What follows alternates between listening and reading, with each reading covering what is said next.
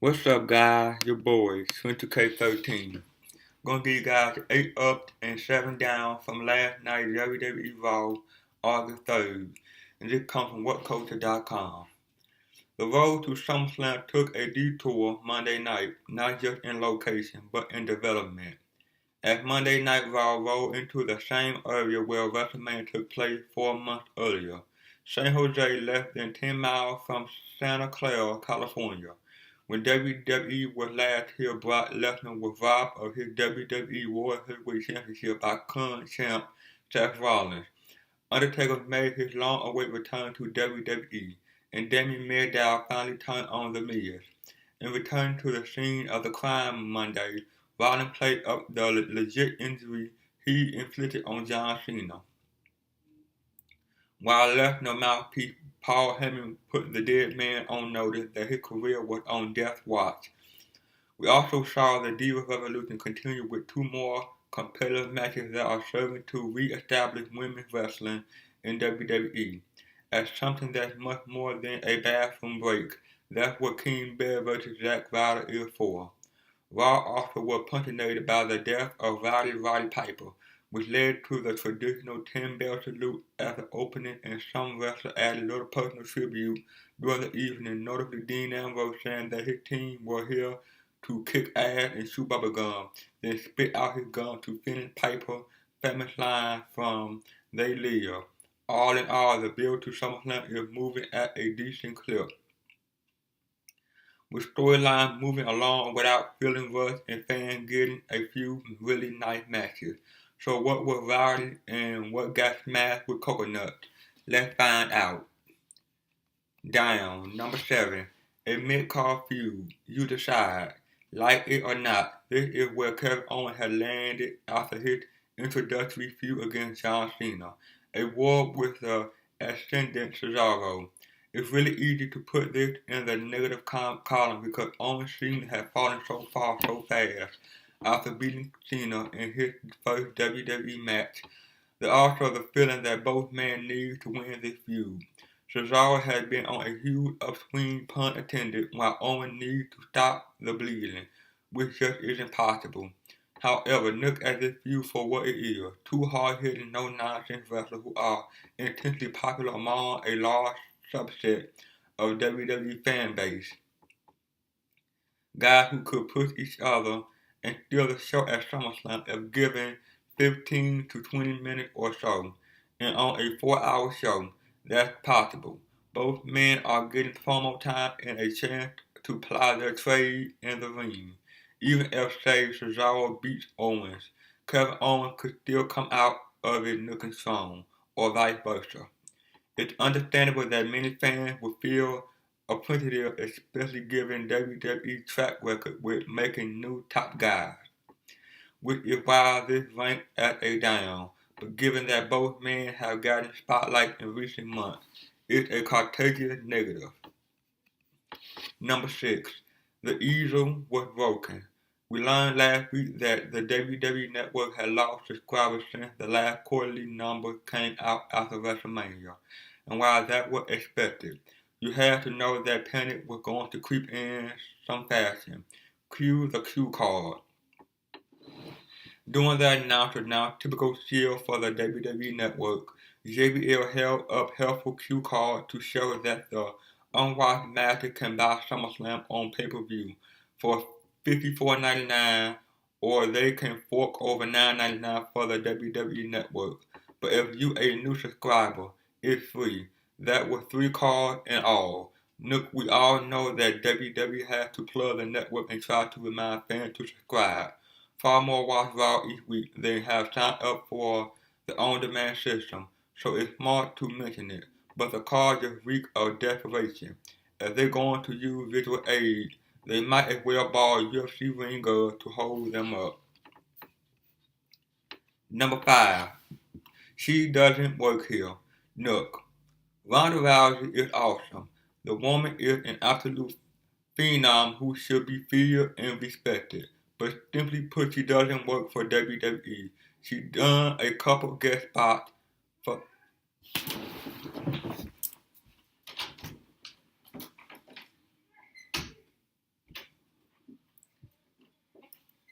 She doesn't work for WWE. She does a couple guest spots for the company, including at WrestleMania 31, but she isn't employed by WWE, nor is she, as far as we know, contracted to appear anytime soon.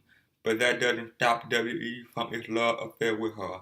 Rousey is admittedly a huge wrestling fan, and her Rousey nickname was bet on upon her officially by Roddy Piper, so she obviously was impacted by Hot Rod's untimely death last week.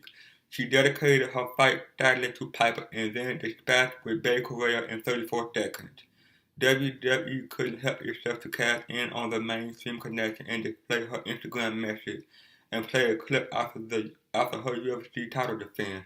While you can't entirely blame WWE for wanting to play this up, it feels like WWE is the unpopular kid in class, playing up that he friends with a cool kid to feel more relevant and trying to woo the prom queen is not a great crime. But WWE love affair with Rousey better bear fruit. Number 4, cover him again. Did anyone else yell at the television when Never hit the red arrow and Seth Rollins got his foot on the rope? In what can only be described as a suspension of disbelief within the context of professional wrestling, mind you.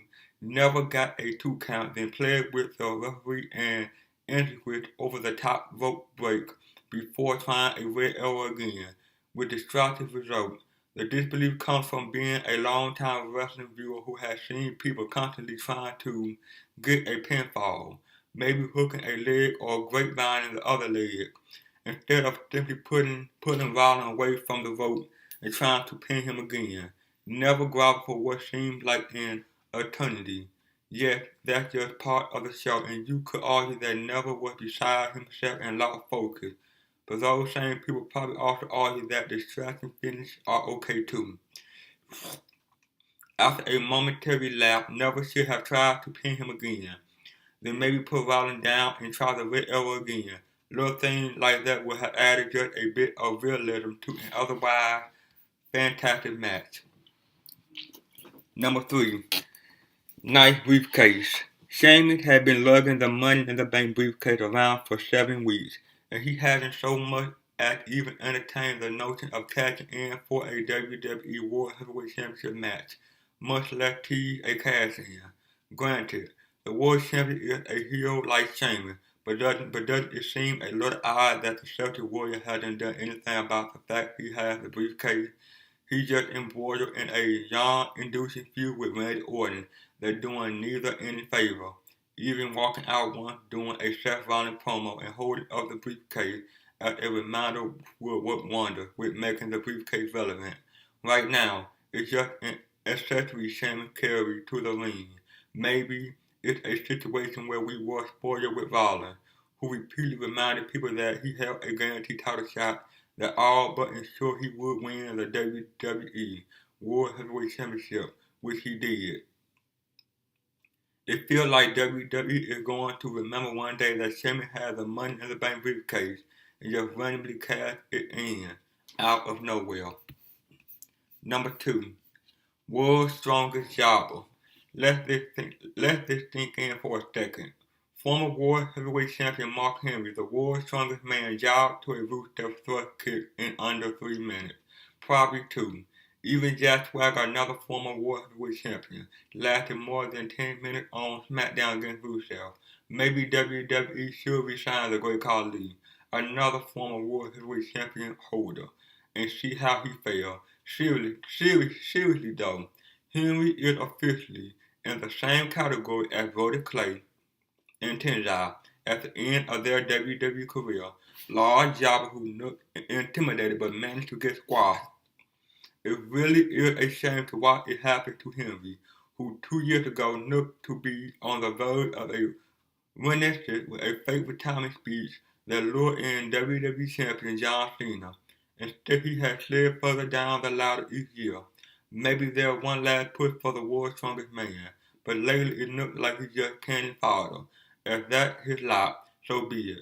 Someone has to lose, and it's better than 50-50 booking, but it still feels sad.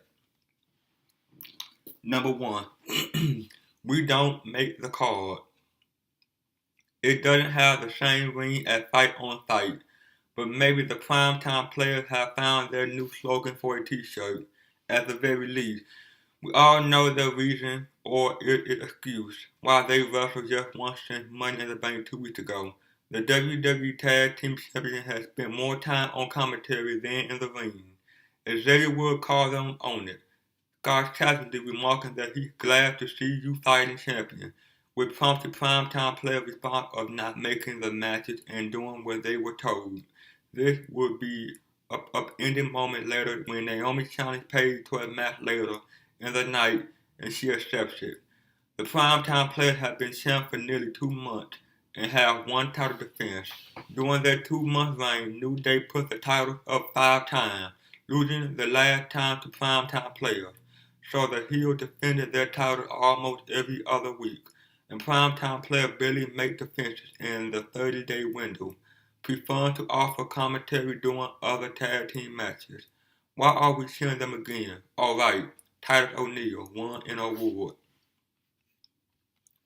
Up, number 8, the granddaddy of them all. Hats off to the Miz, which doesn't get said very often, for breaking character in a very appropriate way Monday night. As he prepares to kick off his latest episode of Miz TV, Miz took a detour and called his show the second most must-see talk show in WWE, behind the legendary Piper Pit. Miz then routed off all the copycat, cutting edge, highlight reel, body shop, barber shop, sneak peek, heartbreak hotel, and Miz TV that wouldn't have existed without Piper Pit. Miz might be a heel, but even a bad guy can take a moment and recognize the originator of Wrestler Talk Show, the original trash talker. It was a brief moment, but it was a heartfelt and honest one. Number 7. Rebuilding Reigns. Stop when this sounds familiar. A 6-man tag team match involving Dean Ambrose, Roman Reigns, Bray Wyatt, and Luke Harper. Reigns goes on the warpath, hitting anything that moved with very high impact moves, ultimately picking up the pinfall after a hot rapid fire finish. No, it wasn't the handful of Shield vs. Wyatt family matches we got in 2014, but it definitely served a similar purpose, building up Reigns as a one-man wrecking crew, the guy who gets the hot tag and decimates his opponent, garnering huge cheer for his action. This is exactly how Roman became a huge can't-miss star during the Shield heyday, and WWE is seemingly recreating at least particularly that atmosphere to rehabilitate Reigns' image. In many ways, it's a smart move. Roman was getting booed mercilessly in the lead up to WrestleMania 31 earlier this year. His Royal Rumble win was panned as badly as Batista's victory last year. If WWE is hell-bent on pushing Reigns next year, then they need to at least try to rally fans around him. And it's nice to see the company go this route rather than just putting him singles matches over every major star to build him up.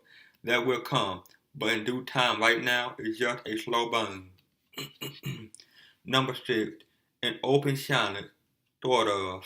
Bait and switch matches are a dangerous affair. If you promise something and then pull the rug out from under fans, you run the risk of pissing them off and losing their interest. WCW did this to great negative effect with their main event that never delivered. But when it's done correctly, a bait and switch match can have the desired result. Seth Rollins decided to steal a page from John Cena and issue an open challenge for his WWE World Heavyweight Championship. He announced it as Raw went to commercial, leaving everyone to speculate on who would answer the challenge. When Raw came back, JoJo was in the ring, asking if the open challenge was the real deal, which it was. With a couple caveats, the challenger had to be under 6 feet and weigh less than 200 pounds, which JoJo astutely noted ruled out everyone except El Torito. Had Torito come out, fans would have rightly pitched all over the match, but it turned out there was another wrestler on the roster who fit the bill and would make the shenanigans all worthwhile. Number 5. Bringing fans to their feet. You know, you deliver a good to great match when you got fans counting the pinfall and reacting like crazy on every one of them. Neville and Seth Rollins did just that in their impromptu WWE World Heavyweight Championship match Monday night. Neville fit Rollins' criteria for a title match and took the champ to the limit, nearly pinning him several times. During one 30-second flurry in particular, fans oohed and ahed as Neville escaped a German suplex, hit one of his own, delivered a seated drop kick, and hit a deadlift German suplex with a bridging pin. But fans hit a fever pitch when Neville dropped Rollins with a top rope Frankensteiner and the Red Arrow, only for Rollins to get his foot on the rope at 2. A moment later, Rollins would pedigree Neville and pin him, but the two young superstars delivered some must-see television. Even though fans had to know in their heart that the title wasn't changing hands 3 weeks before SummerSlam, they brought into the match, and that's a beautiful thing. Number 4. Retraining the fans. The ongoing mix and match method of putting on 2 Divas matches each week among the 3 women's faction run the risk of getting repetitive and directionlessness, but on the other hand, WWE seems to be going through the process of getting fans used to the idea of seeing women's wrestling matches that matter again, rather than just declaring the Divas Revolution upon us and immediately starting high-stake matches. WWE has thrown out different combos of the 3 women group, including Naomi vs. Paige and Charlotte Becky Lynch vs. the Bella Twins Monday night. The result is solid matches that focus on in-ring competition rather than whatever stupid nonsense happened on Total Divas last week. The announcer called the matches rather than making a comment about how hot the women are. No Jerry Lawler helped with that. Granted, the mix and match method could get tired if it goes on for too much longer, but it's doing its job in reconditioning fans to care about women's matches. Now just start taking it to the next level. Number 3. Remembering Hot Rod. The wrestling world was shaken late last week when word got out that Roddy Piper was the architect of the Rock and Wrestling Connection, died at the age of 51. The Roddy Scott cast a big shadow over professional wrestling as one of the best talkers in the industry history. Hot Rod's role in helping WWF rise to prominence during the 80s cannot be overstated. As he once pointed out to his arch nemesis, there would be no Hulk Hogan without Roddy Piper. One of the bittersweet parts of a WWE wrestler or a legend dying is that we often get a moving tribute produced by the company's incredible video staff. These 3 to 4 minute retrospectives are usually chock full of memorable moments that make fans smile and tear up simultaneously, and Monday's video was no different. The tribute included many of Piper's greatest moments, many of which were detailed in an earlier article. If you came of age as a wrestling fan in the 80s, it really is tough watching these videos. It wasn't long ago that we saw one for Dusty Rhodes, and now one for Piper. A few years back, we got a retrospective for Macho Man Randy Savage, and with Hulk Hogan basically erased from WWF history, noted how downplayed he was in the video. Those living connected to that era are getting more scarce. Still, however sad it is to say goodbye to Roddy Piper, at least WWE gave fans something moving to remember him by. Number 2. Follow your nose. Seth Rollins' knee strike to John Cena last week was clearly an accident. Either he raised his knee too fast, too far, or Cena bent his head down too far, leaving the United States champion with a gruesome broken nose. The injury had put Cena on the shelf for at least the next couple weeks, but rather than lament the loss of WWE top star during the build to one of the company's top pay-per-view, the injury naturally has become a major part of the storyline. Rollins played things up perfectly, talking about how this was the first time I broke in the face of the man who runs the place. He described in detail how Cena's nose breaking sounded and how bad it looked up close in the ring. Of course, Rollins blamed his eventual loss to Cena to his sympathetic stupor for his opponent, but that fit in even better. Seth turned it up by calling Cena a cross between a raccoon and a Picasso painting while sporting a Never Shut Up t-shirt, playing off Cena's Never Give Up catchphrase. All in all, Cena's broken nose might keep WWE's most valuable comedy off television for a couple weeks, but the company involved is playing off of it pretty well so far. It would be expected to see the broken nose to be a central focus of their SummerSlam title versus title match. And number 1, selling ice to Eskimos. The main event of SummerSlam really should sell itself to any die-hard wrestling fans. Brock Lesnar and The Undertaker are two of WWE's marquee performers, guys who are head and shoulders above the rest of the roster and bona fide attraction. Still, if you're going to sell the match, you might as well enlist the best hype man in the business today, Paul Heyman. Heyman could indeed sell ice to Eskimos or convince a vegetarian to eat a steak, and he definitely whipped the San Jose crowd into a frenzy Monday. He went on an epic rant about how Undertaker, WWE, angry alpha dog, has become a submissive little bitch because he never beat Lesnar. Once Brock came out and stood on top of the steps, he had talked into the ring. Heyman continued to verbally pummel Taker, noting that after their WrestleMania 30 match last year, Undertaker needed an ambulance and a hospital stay plus a year to recover, but he need last right for his career after SummerSlam. That's some grade A trash talk right there. The match itself might not be the prettiest thing, but you can't deny that it had all the elements of a big fight feel. Heyman has successfully turned the corner away from the fact it took 15 months for Undertaker to seek revenge and has made this a must-see match. Well, that's it, guys. Like, comment, subscribe. See you guys on the next one. Peace.